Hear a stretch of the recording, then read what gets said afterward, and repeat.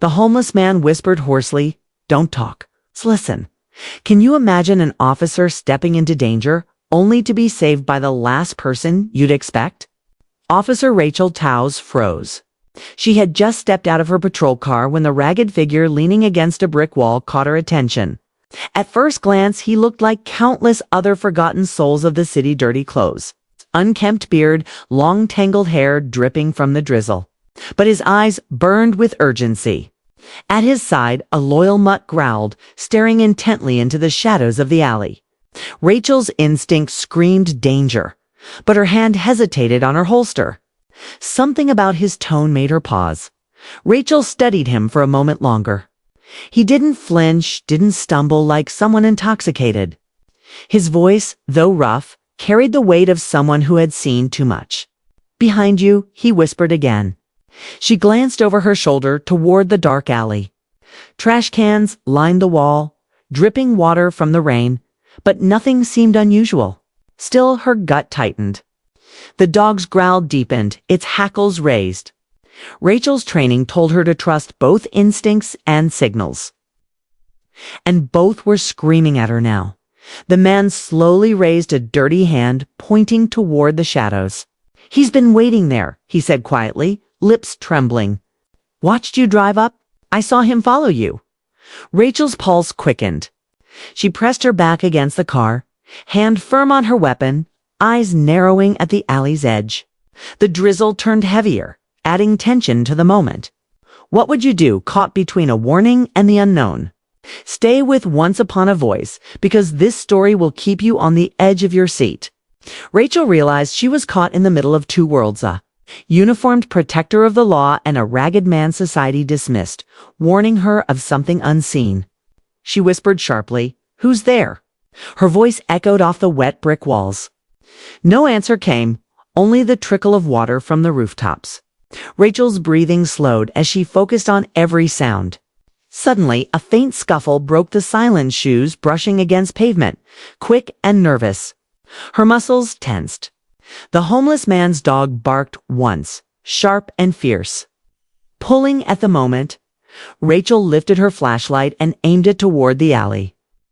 The beam slicing through the rain like a blade. A figure bolted from the darkness. Rachel reacted instantly, hands snapping to her gun. But the homeless man's hoarse voice cut through the chaos. "Don't shoot. He's got a knife." The stranger lunged forward, a glint of metal catching the dim streetlight. Rachel sidestepped, pulling her weapon free, heart hammering. The dog snarled, leaping forward, teeth flashing. For a split second, time seemed to slow. Rachel had to decide, pull the trigger or trust the warning. That fraction of hesitation was enough for the fight to truly begin. The stranger stumbled but didn't stop. He lunged closer, knife raised high. Rachel dodged backward, her foot slipping slightly on the wet ground. The homeless man, without a second thought, pushed himself forward, intercepting the attacker. His ragged body crashed into the knife-wielding figure, both tumbling into the puddles on the ground. Rachel froze, her gun raised, unsure whether to shoot. The dog barked and snapped at the assailant, buying precious seconds. Rain poured down heavier, soaking them all, turning the fight into a chaotic blur of movements and shadows. Rachel shouted, "Get off him!" But the homeless man grunted, holding the stranger's arm back with all his strength. The knife slashed inches from his face, but he didn't let go. Rachel circled quickly, aiming her gun, trying to find a clear shot without hitting her unexpected ally. Her breath came in sharp bursts, adrenaline surging. Finally, with a loud crack, she fired one warning shot into the air. The sound shattered the night. The attacker flinched, giving the homeless man just enough leverage to wrench the knife free and toss it aside. The knife skittered across the wet pavement, landing near Rachel's boots. She immediately kicked it away, far out of reach. The attacker struggled violently under the homeless man's grip, but he was weakening. Rachel moved closer, snapping her cuffs from her belt. With one swift motion, she pinned the man's arm and clamped the metal tight. The sound of the click echoed like a final punctuation. The man growled curses under his breath, but the fight was over. Rachel exhaled, trembling slightly, still processing the danger she had narrowly avoided. When it was done, she turned to the homeless man. His chest heaved with exhaustion, hair plastered to his face from the rain. His dog sat loyally at his side again, tail wagging faintly, as if proud. Rachel stared at him, struggling to find words. She began, but stopped. For once in her career, she realized her life had been saved not by her training. Not by backup, but by someone society dismissed as worthless. Someone who had nothing yet risked everything. The weight of that realization pressed heavily on her heart. Rachel holstered her weapon slowly, her eyes never leaving him. You could have been killed, she said quietly. The man shrugged, wiping rain and dirt from his forehead. So could you? He rasped. There was no pride in his voice, no arrogance, only a simple truth. His dog nudged his leg as if reminding him of the bond they shared in surviving another night. Rachel suddenly felt a pang of guilt for the suspicion she had felt when she first saw him. She had been wrong and she knew it. She gestured toward her car, thinking he might need help, maybe even a hospital. But the man shook his head. No hospitals, he said firmly. His eyes flickered with something fear, perhaps shame. Rachel hesitated, torn between duty and respect. She wanted to press, but something in his tone told her not to. Instead, she offered him a blanket from her patrol car. He accepted it silently, draping it over his soaked shoulders. The dog curled up against his side, both of them shivering from the cold. Rachel crouched down to his level, studying him more closely. Beneath the dirt and wariness, she could see intelligence in his gaze. His words earlier replayed in her mind, sharp, urgent, life-saving. She realized he wasn't just another homeless man. He had a story, one hidden beneath layers of pain and survival. She wondered how someone like him ended up here, on these streets, with nothing but a dog to call family. The question weighed on her, but she didn't ask. Not yet. Instead, Rachel said softly, "Thank you." 2 words, but heavy with sincerity. The man looked at her for a long moment, as though measuring her honesty. Finally, he nodded, his lips curving into the faintest shadow of a smile. His dog licked his hand, breaking the tension. For the first time that night, Rachel allowed herself to feel relief. She had been saved, not by her badge or her gun, but by the humanity of someone no one else would notice. She radioed for backup, her voice steady again. Within minutes, flashing lights filled the street. Officers poured in, securing the suspect and taking statements. Some glanced curiously at the homeless man, but Rachel shut down any comments with a look. She owed him more than anyone could understand. When one officer asked who had stopped the attacker, Rachel simply replied, "He did." The silence that followed was heavy. Filled with disbelief and a hint of respect, the homeless man shifted uncomfortably under their gazes. He wasn't seeking praise. He wanted to disappear back into the shadows where he had come from. Rachel sensed it. Before he could slip away, she stopped him. "Wait," she said, stepping closer. "What's your name?" The man hesitated, then answered in a whisper, "David." It was simple, almost fragile. Like a truth he hadn't spoken in years. Rachel repeated it softly, committing it to memory. David, the man who had saved her life. As the rain eased, Rachel offered him a ride somewhere warm. He declined again, insisting he was fine where he was.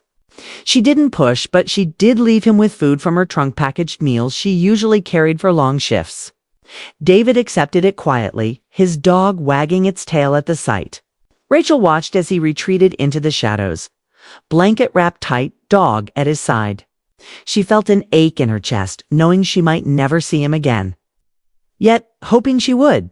Driving away, Rachel couldn't shake the image of him from her mind. She replayed the events over and over, the urgency in his voice, the bravery in his actions, the selflessness in his sacrifice. He had been invisible to the world, but to her, he was unforgettable. She realized her duty wasn't just to enforce the law, but to see the humanity in those society ignored. And tonight, that lesson had been written in rain, blood, and courage. Rachel returned to the station hours later, drenched and exhausted. When her colleagues asked what had happened, she kept her answers short. Some wouldn't believe her, others wouldn't care. But she knew the truth. Somewhere in the city, a homeless man named David and his dog were alive. And so was she, because he had chosen to act. That was a story no report could ever truly capture. And deep down, Rachel promised herself this wouldn't be the last time she saw him. She would find him again. Because heroes come in many forms, and sometimes they wear rags instead of badges. The next morning, Rachel couldn't stop thinking about David. She replayed the scene over and over the rain. The knife, the raw courage of a man who had nothing. She wanted to know more about him. But the city swallowed people like him easily. Homeless faces blurred into the background, becoming invisible. Still, Rachel felt compelled to search. She drove the same streets, checked alleys, and even asked around in shelters. Everyone had heard of the guy with the dog, but no one knew exactly where he stayed. David remained a ghost in plain sight. Days passed, but Rachel didn't give up. One night, while patrolling a quieter district, she spotted a familiar figure leaning against a crumbling wall. His dog was curled at his feet, its ears perking up at the sound of her car. Rachel pulled over and approached slowly. David lifted his head, surprised but calm. "Thought you'd forgotten," he said hoarsely. Rachel shook her head. Not a chance. She handed him a fresh sandwich and some bottled water. He accepted silently, but his eyes softened. It was the beginning of an unspoken trust. Rachel sat on the curb beside him, ignoring the stares of passersby. "Why'd you do it?" she asked after a long silence. David didn't answer right away. He scratched the dog's ear, eyes fixed on the wet pavement. Finally, he said, "Because no one else would." "And because you didn't look at me like trash when you saw me?" His words struck Rachel deeply. She realized how often people like him were dismissed, ignored, dehumanized. For David, that one moment of acknowledgement had been enough reason to risk everything. Over the following weeks, Rachel kept finding reasons to check in on him. She'd bring food, a blanket, or sometimes just conversation. David was reluctant to share his story, but pieces slipped through. He had once held a steady job, even had a small apartment. Life, however, had unraveled quickly an accident. Medical bills, the loss of his family, and soon the streets became his only home. Through it all, his dog Max had been his anchor. "He saved me more than once," David admitted, rubbing Max's head. Rachel understood the weight behind those words. Rachel started noticing how sharp David's mind was. He spoke several languages, knew history and literature, and had a perspective on the city she rarely heard. "You're wasted out here," she told him once. He only smiled bitterly. "The world doesn't want men like me anymore." But Rachel disagreed. She began to see David not as a hobo, but as someone with dignity, courage, and wisdom hidden beneath the grime. Each encounter deepened her respect for him. Slowly, she began to wonder if maybe she was supposed to be part of his story. One stormy night, Rachel found David sheltering under a bridge. The rain pounded like hammers, and the cold cut through everything.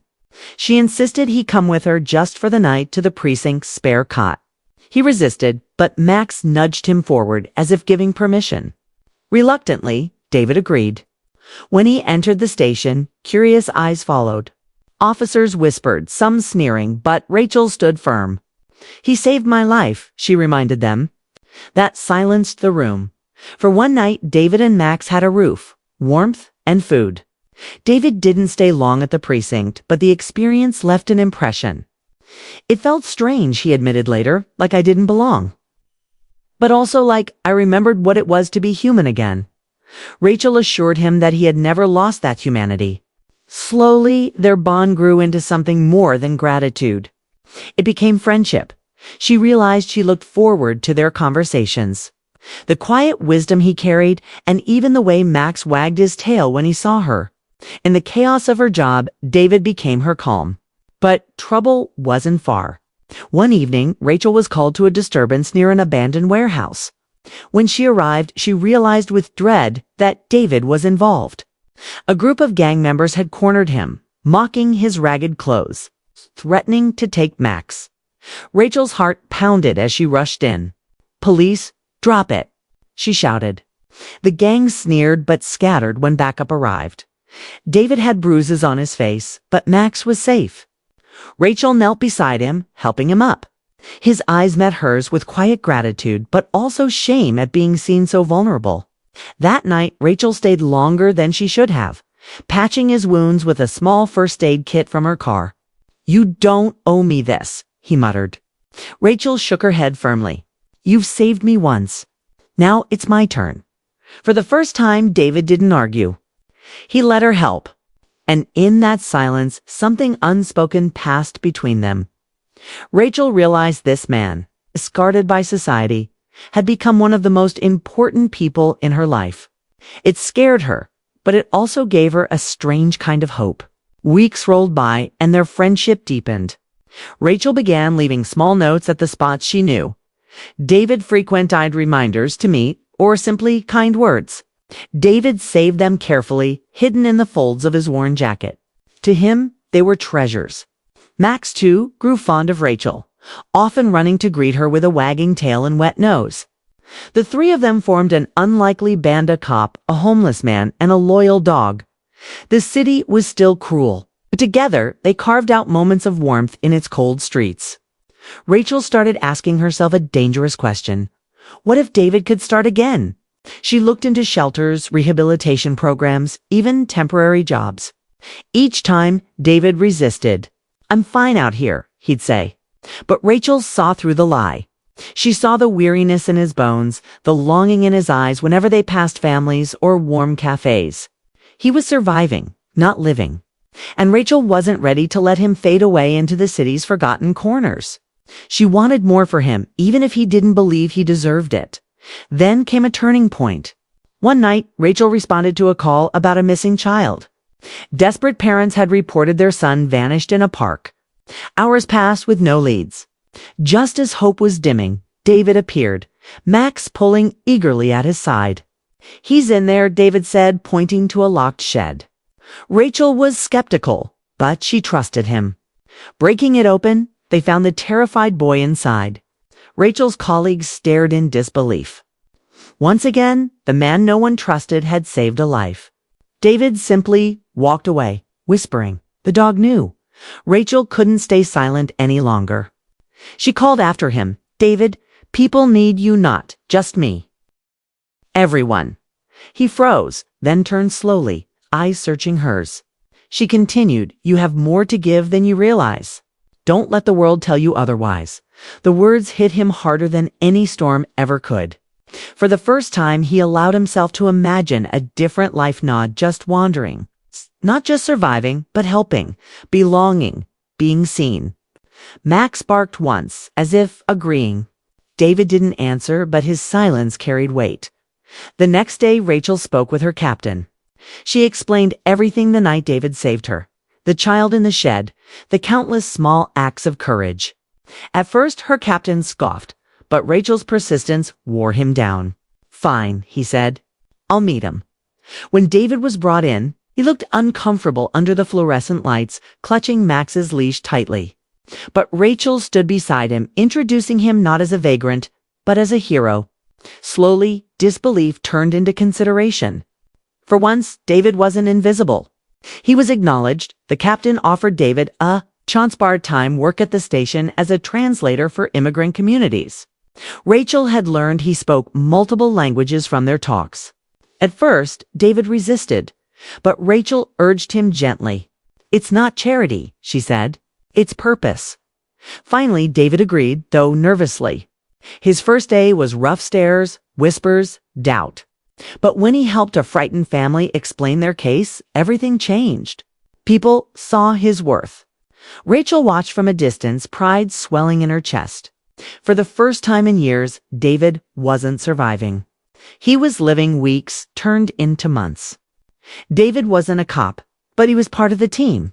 His skills, his intuition, and his courage made him invaluable.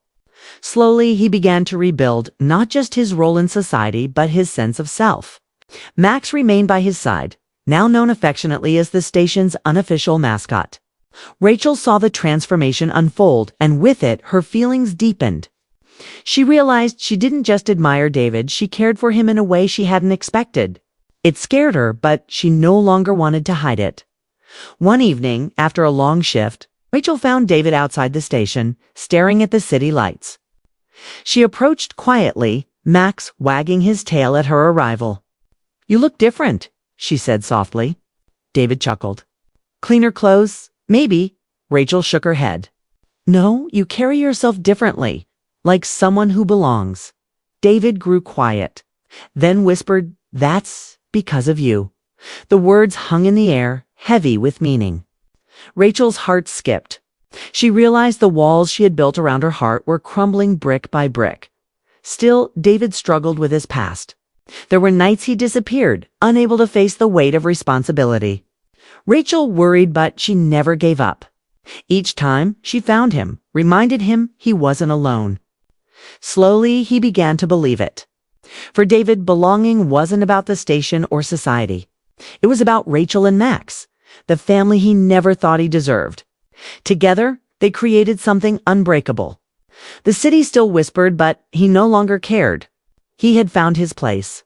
Months later, on a quiet evening, Rachel asked him gently, "What do you want for your future, David?" He looked at her, then at Max, and finally back at her. "I don't know," he admitted. "But for the first time in years, I want one." Rachel smiled, her eyes glistening.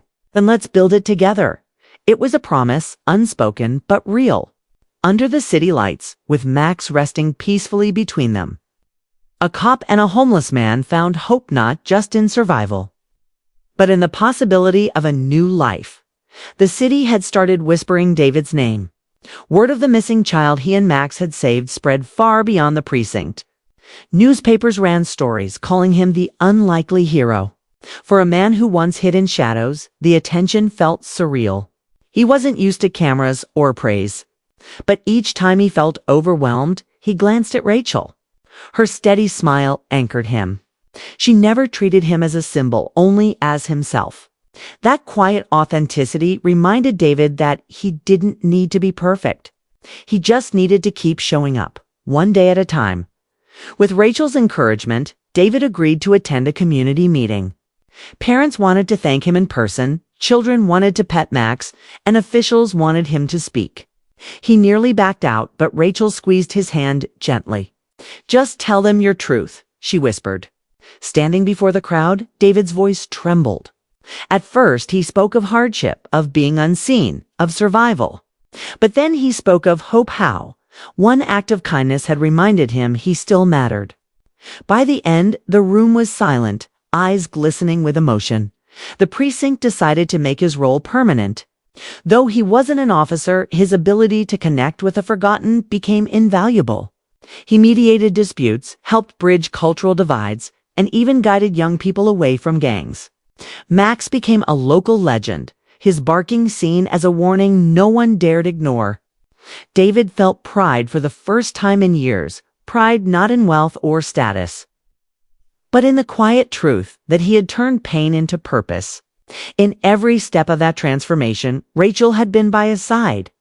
Believing when he COULDN single quotes T. One evening, Rachel invited him to dinner at her apartment. Nervous, David brought flowers he had bought with his first paycheck. He laughed at himself, thinking how strange it felt to be nervous about something so simple. Rachel opened the door, her eyes widening at the flowers. "They're beautiful," she said softly. For the first time in a long while, David allowed himself to feel something tender. They talked for hours over homemade pasta. Between laughter and long silences, a new understanding grew. They weren't just allies anymore. They were two hearts cautiously reaching toward each other. Yet doubt lingered. Alone later, David stared into the mirror, seeing the scars of his past etched deep. "What could she possibly see in me?" he murmured. Max nudged his leg as if to argue. Rachel, too, seemed unshaken by his self-doubt. Each time he tried to push her away, she drew closer, not with pity, but with respect. She didn't want to erase his past. She wanted to walk with him through it. Slowly, David realized that maybe love wasn't about being flawless. Maybe it was about being seen completely and still accepted. The city's storms hadn't stopped. Crime, poverty, and injustice still raged on. But now David faced them differently. With Rachel and Max, he wasn't just enduring, he was building. Sometimes they patrolled together, unofficially her in uniform, him in warm boots, Max trotting proudly at their side. They made an odd trio, but to the people they helped, they symbolized something powerful: redemption, partnership. Hope. Children began to greet David by name, tugging at Max's fur. Elderly neighbors offered warm meals. For a man who once believed he had nothing, these gestures felt like treasures. Rachel's captain called her into his office one day. "You've changed since he came into your life," he said bluntly. She braced herself for criticism, but instead he smiled. "For the better. You fight harder. You care deeper. Maybe we all needed someone like David to remind us why we wear the badge." Rachel left the office with tears in her eyes. She found David outside, leaning against the wall. Max curled nearby. She simply whispered, "You're changing more lives than you realize." For once, David didn't argue. He just let the truth sink in. The turning point came at a city ceremony where David was formally recognized for bravery. Standing on stage, he fidgeted nervously, but Rachel's presence steadied him. When asked to speak, he didn't tell a story of heroism. Instead, he said, "I'm not a hero. I'm just a man who was given a second chance. Don't look at me, look at those you ignore every day. They matter too." The applause that followed was thunderous. Rachel's eyes shone with pride, knowing he had spoken not for himself, but for all the unseen souls still waiting for their chance. That night, as they walked home together, the city lights glowing around them, Rachel slipped her hand into his. David stiffened, then relaxed, letting warmth flood through him. For so long, he had been cold inside and out. But now, something had changed. With Rachel's faith and Max's loyalty, he had found not just survival, but belonging. "Do you ever think about tomorrow?" Rachel asked quietly. David looked at her, then at Max. A small smile touched his lips. For the first time in years, he replied, "I actually do." It was hope fragile, but real. Months later, David moved into a modest apartment, his first home in years. The walls were bare, the furniture simple, but to him, it was a palace. Max had his own corner with a bed and toys, courtesy of Rachel. One evening, as Rachel helped him unpack, David paused. "You saved me," he whispered. Rachel shook her head. "No, you saved yourself. I just reminded you who you are." David pulled her close, grateful and humbled. At last, his journey from forgotten man to valued soul was complete. And in that new life, love had finally found a home. If this story touched your heart, don't stop here. Hit that subscribe button to join Once Upon a Voice for more powerful stories that inspire and uplift. Share this with your friends to spread the hope, and dive into our other videos for more unforgettable moments. Your support keeps these stories alive. Be part of the journey with Once Upon a Voice.